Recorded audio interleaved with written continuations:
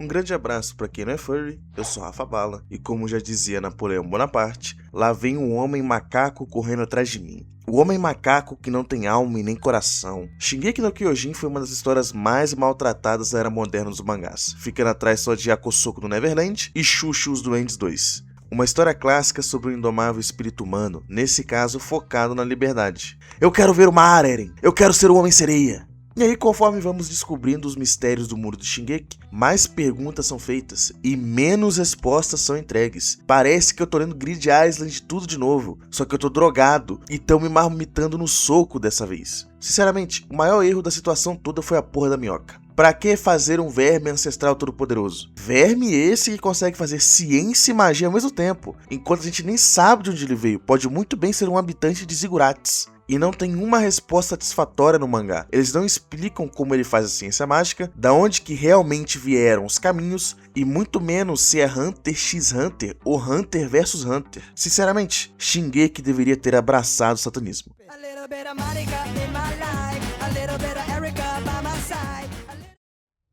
Pra quem não se lembra, a primeira explicação de como os titãs chegaram foi basicamente culpa do demônio. Lá pro capítulo 85-86, mais ou menos, a Ymir Fritz é apresentada como praticante das artes endiabradas, onde ela faz um pacto com o demônio da terra, recebendo assim o poder dos 9 titãs. Já tá melhor que meu tio Roberto, vendeu a alma por um Santana Turbo. Quem fez essa explicação foi o pai do Grisha, onde ele conta a versão da história dos Marleyanos, que é tipo a versão católica da Bíblia, mas existe a Revolução que acredita em outra história, juntando provas e lendas sobre como a Ymir usou o poder dos titãs para trazer prosperidade para a humanidade, e que a sua força vinha de Deus Todo-Poderoso, amém, representando a versão dos protestantes. Enquanto os Marleyanos acreditam que eles estavam presos em alguma das medianas sagas de Berserk, os Eldianos acreditam estar no Pokémon. É tudo flores e felicidade. Mas como já dizia Mano Brown, acorda, sangue bom. No fim, os vencedores contam a história. Tipo eu, vai Corinthians. Mas a história meio que tinha um desfecho parecido em ambas as versões. Ela usou o poder dos titãs para expandir a influência dos Eldianos. Mas em ambos os casos, tudo se resumia em algo mais sobrenatural. Pelo menos por alguns capítulos. Sinceramente, devia ter seguido essa linha. Abraça a porra do Fantástico. Chupa a pica do diabo. O que é um peido pra quem já tá cagado? A maior parte das reviravoltas da história são explicadas por políticas de X situação, como os Ackerman sendo caçados por se recusarem a seguir as ideias do Karl Fritz. Paz é o caralho, mano, aqui é Black Block.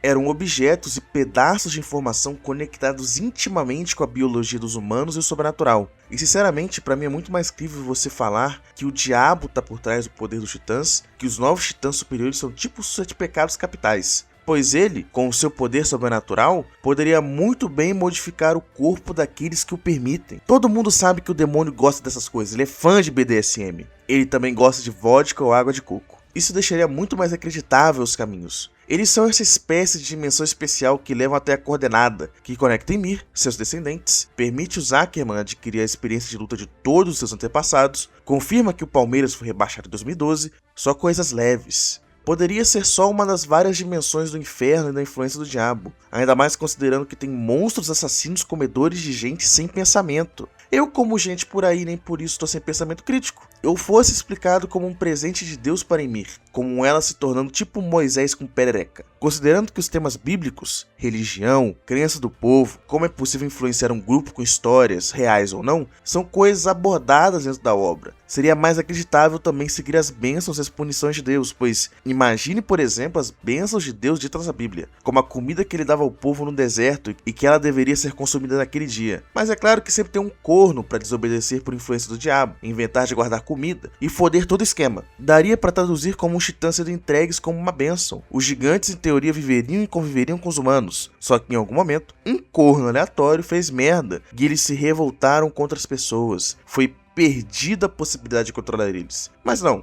vamos colocar que é tudo culpa desse bicho pré-histórico aqui, ó, que resolveu se fundir com a coluna de uma filha da puta, e graças a isso, fudeu totalmente o líquido cefalorraquidiano da mina. E agora, se tu é um dos descendentes de Ymir, tu pode aleatoriamente herdar o poder dos 9 pecados capitais de antigos usuários dos 9 titãs superiores. Puta que pariu, hein? Qual é a da minhoca? Tô perguntando pois eu realmente não entendi o motivo de associar todas as habilidades mágicas e científicas pra porra de um verme. O Vegeta estaria decepcionado. Tudo bem que quando a Ymir conseguiu um negócio, praticamente salvou a vida dela e deu um poder pra ela que era tipo Hulk medieval. Fica gigante e amassa os caras. Mas assim, eu nunca vi ninguém dar parabéns pra Tênia por ela ter infectado um porco. Por que a gente tá dando parabéns pra essa minhoca por se fundir com a coluna da menina? E nem pra colocar um cérebro de autoconsciência superior na desgraçada. Ela continua se fazendo de escrava até depois de morrer. Tá com um cozinho dando bote. Bagulho serviu só pra continuar um ciclo infinito de violência e conquista. E aí, quando ela acaba morrendo protegendo o dono dela, já que ela era escrava, ela é devorada pelas filhas que ele fez com ela, mano. O cara forçou o canibalismo nas crianças, ele é o Epstein. O Aerys se encaixar nessa história toda, tanto na libertação dos humanos quanto no uso do Titã Fundador, por ficar mandando informações e memórias através do Titã de Ataque, pra mim é uma loucura. Eu sei que existe a tal da memória genética, que em teoria permitiria que informações ou predisposições poderiam ser passadas geneticamente pra frente, por meio dos genes ou de mecanismos semelhantes. E sim, é a porra da ficção. Tem um filho da puta com uma raposa na barriga. Mas caralho, mano, se vai tentar explicar as coisas de forma genética, de forma científica, pelo menos tenta seguir direito. Como assim o Eren consegue mandar informações para o passado através dos caminhos pelo Titã de Ataque? A fonte de todas as coisas é uma raiz? Os titãs na verdade são meio planta, por isso eles perdem características de pensamento? São muitas perguntas que não tem uma maldita resposta concreta. Vamos comer merda e dizer que a merda é uma delícia. O que a gente sabe é que o Eren recebe informações, tanto do Grisha influenciado por informações que ele mesmo do futuro mandou, quanto que ele já tinha percebido há tempos atrás que essa guerra nunca terminaria de verdade. Principalmente no arco que ele é capturado pelos outros portadores, pois quando ele resgatar o sequestro do Bruno Bert e do Reiner, onde várias pessoas morrem e ele se compromete em fazer o possível e o impossível para proteger a galera das muralhas, é no final do capítulo 51,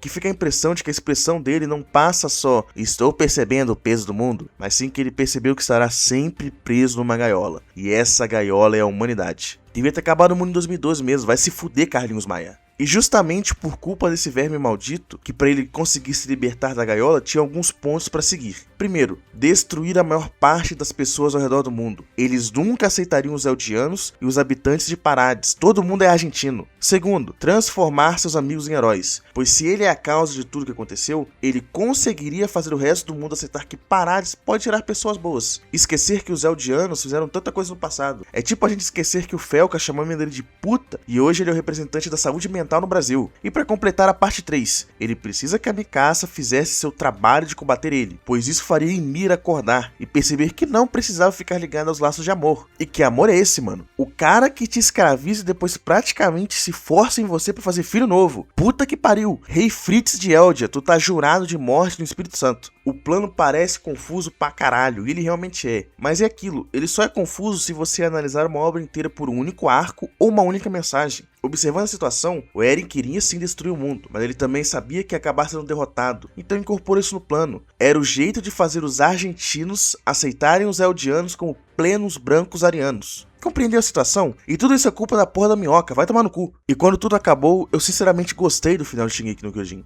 Eu entendi a mensagem final, que a luta por liberdade nunca vai ter um fim de verdade enquanto existirem humanos, pois vamos acabar limitando a liberdade uns dos outros, seja com palavras, seja com atitudes, leis ou regras. As convenções sociais são a gaiola que te impede de voar, assim como as muralhas, o futuro e até a própria Mikasa impediu o Eren de alçar voo para céus mais tranquilos. Os titãs acabaram, mas o ciclo de violência sempre vai continuar. Pra tu entender essa merda inteira, o Isayama me fez aceitar uma minhoca pré-histórica criando dimensões alternativas, enviando memórias através do tempo e uma grande tapeçaria de desgraça. Vai tomar no cu. Um grande abraço, galera. Vejo vocês na próxima. Fiquem bem.